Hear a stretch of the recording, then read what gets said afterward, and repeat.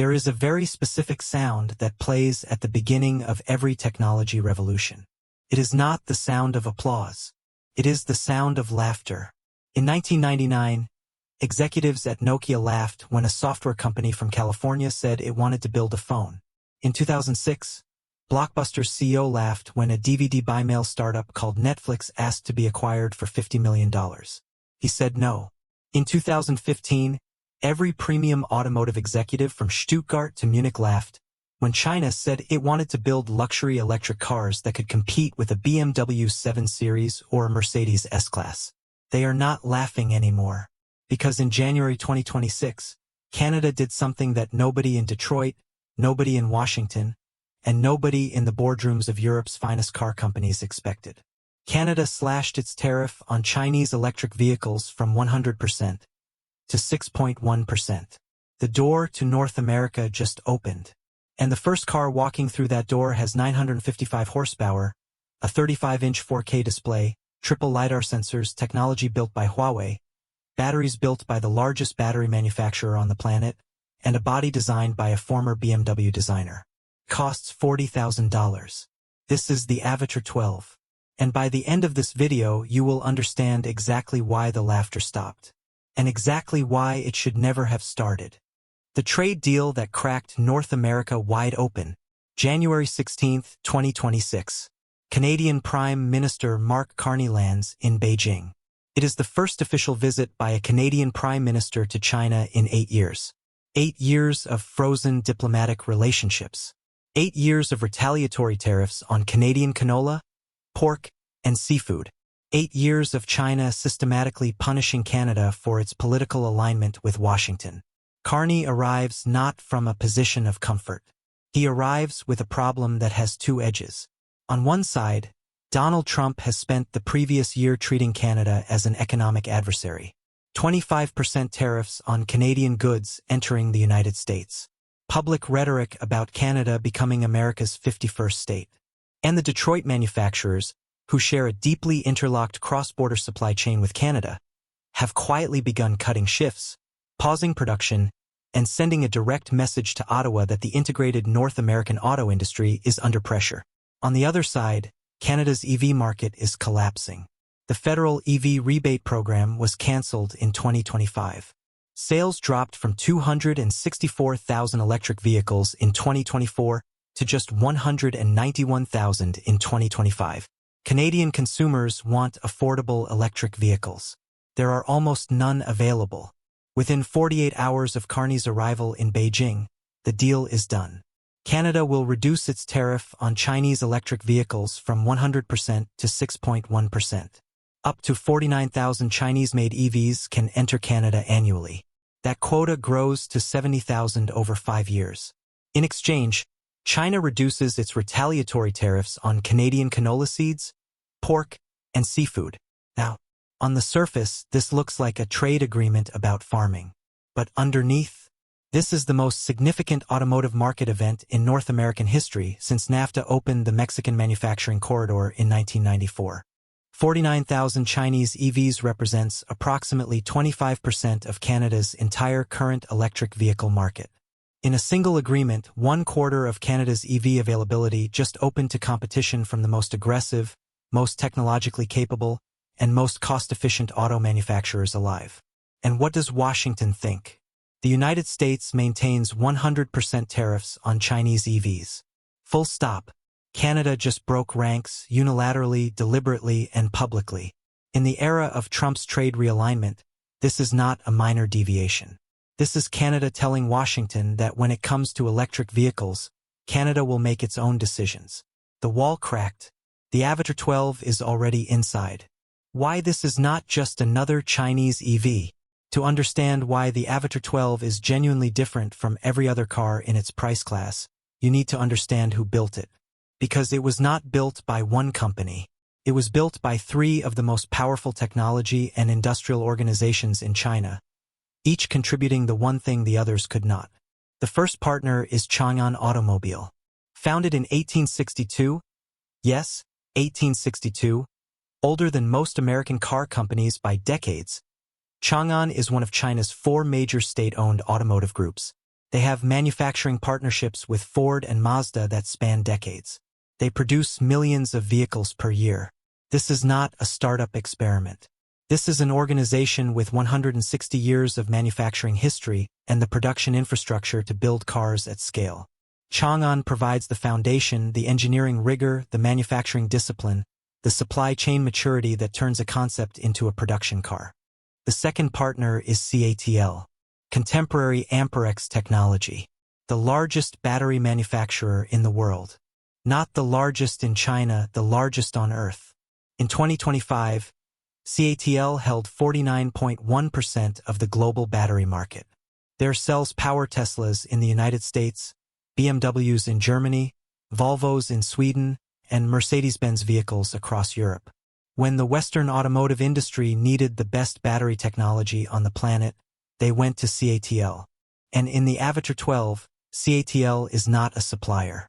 CATL is a co-owner of the brand, a founding partner who helped design the car around the battery, not the other way around. This distinction is critical.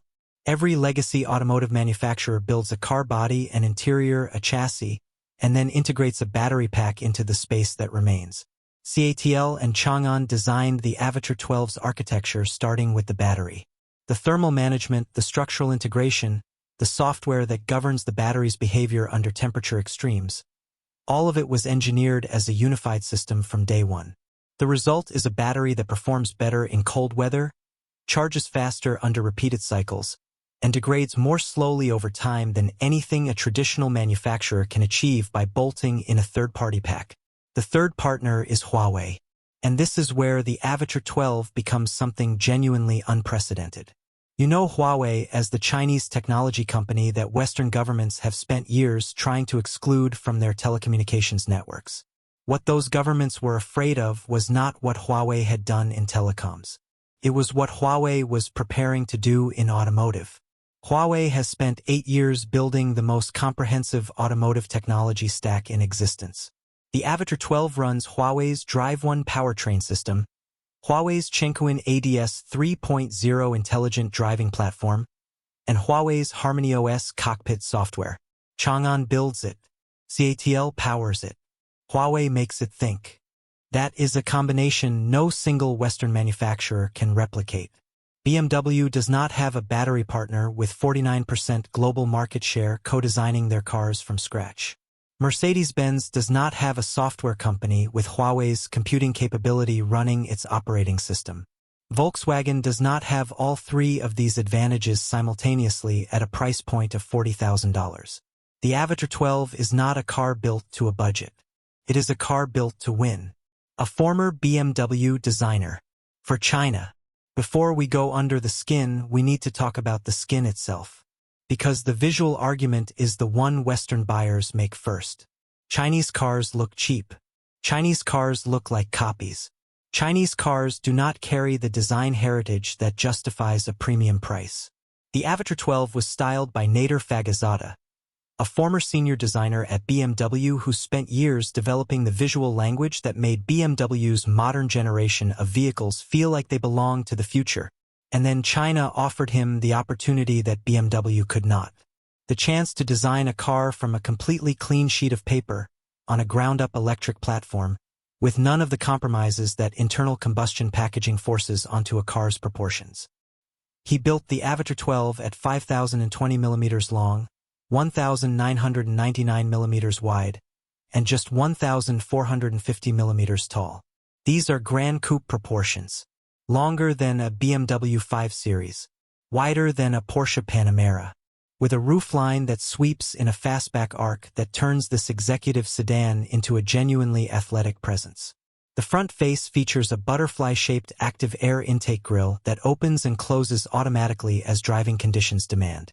At highway speed, it partially closes to reduce aerodynamic drag.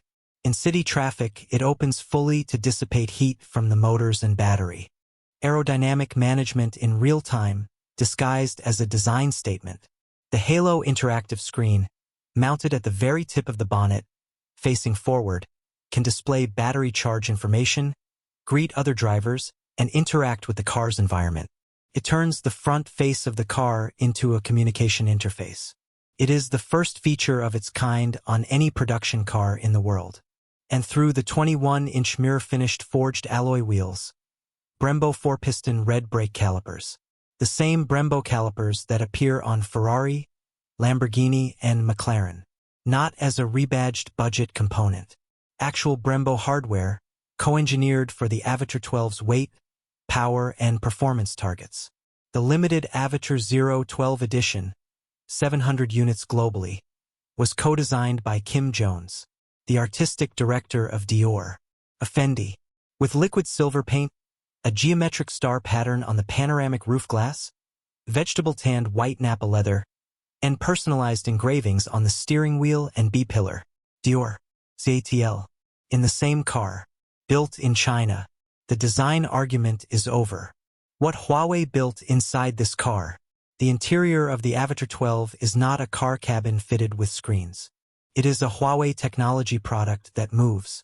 The centerpiece is a 35.4-inch panoramic 4K display, a single curved piece of glass that flows uninterrupted from the driver's instrument cluster across the full width of the dashboard to the passenger side. It runs Harmony OS, Huawei's proprietary operating system that was built from the ground up for multi-device integration. Not an adapted Android fork. Not a licensed platform modified for automotive use.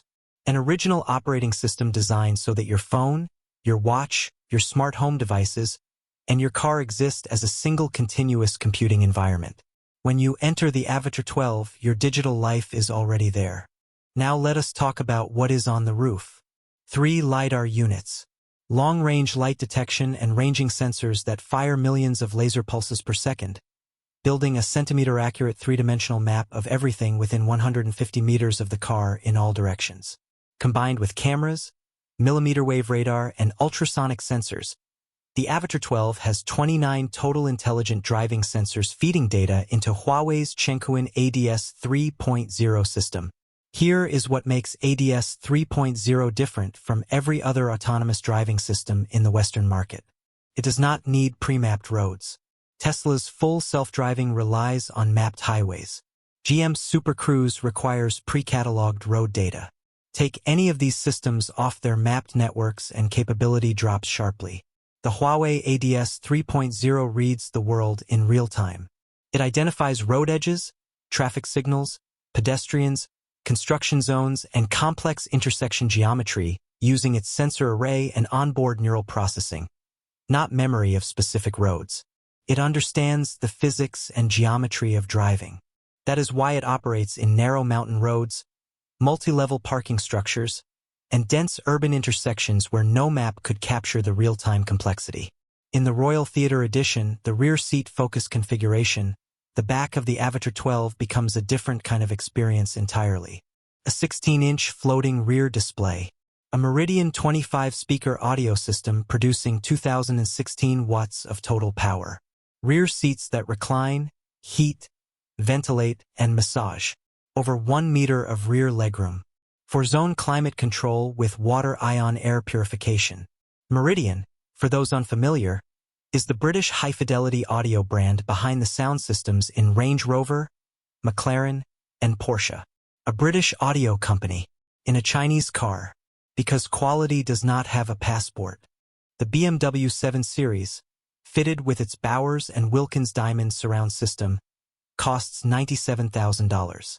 The Avatr 12 Royal Theatre Edition with Meridian audio costs $58,000. For $39,000 less, you get more horsepower, longer range, faster charging, more display real estate, and an autonomous driving system that operates without maps. The technology argument is over too. The numbers that make German engineers uncomfortable. The drivetrain lineup of the Avatr 12 begins at a rear-wheel drive single motor producing 318 horsepower. Perfectly adequate for a luxury executive saloon. But that is not the number that matters. The top specification all-wheel drive variant produces 955 horsepower. In a car that weighs over 2 tons and seats 5 adults in a Dior-adjacent interior.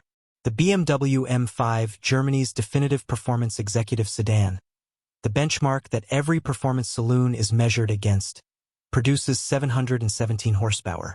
The Mercedes-AMG E63S produces 603. The Porsche Panamera Turbo S produces 630.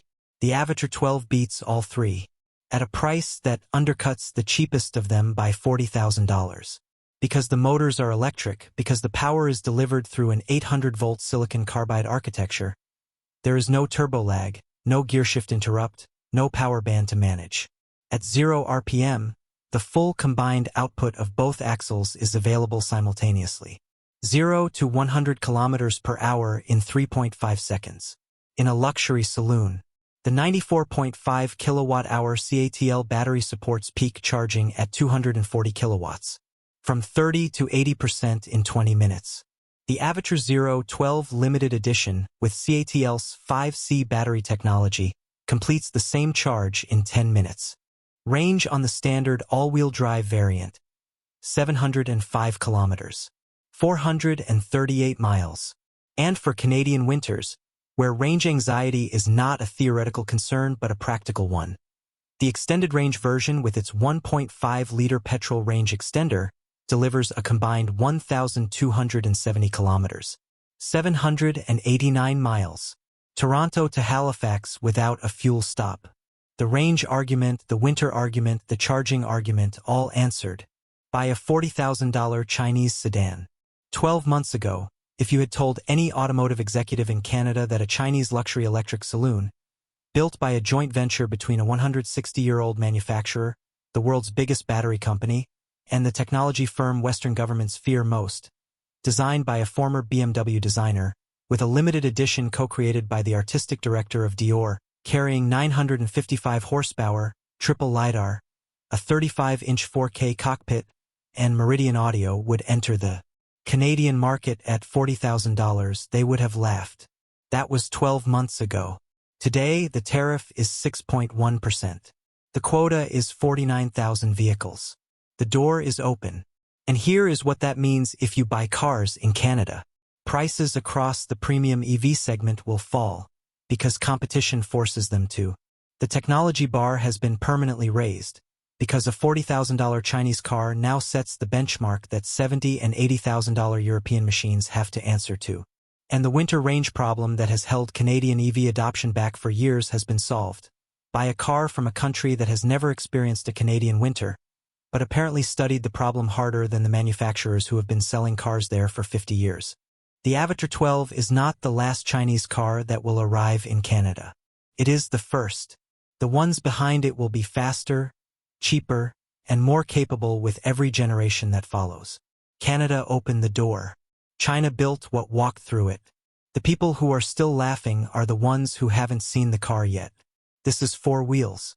If this video changed the way you think about what is happening in the global car industry, subscribe. Share it with someone who still thinks Chinese cars are a joke. Because the best thing you can do for them is show them the truth before it shows up in their driveway. See you in the next one.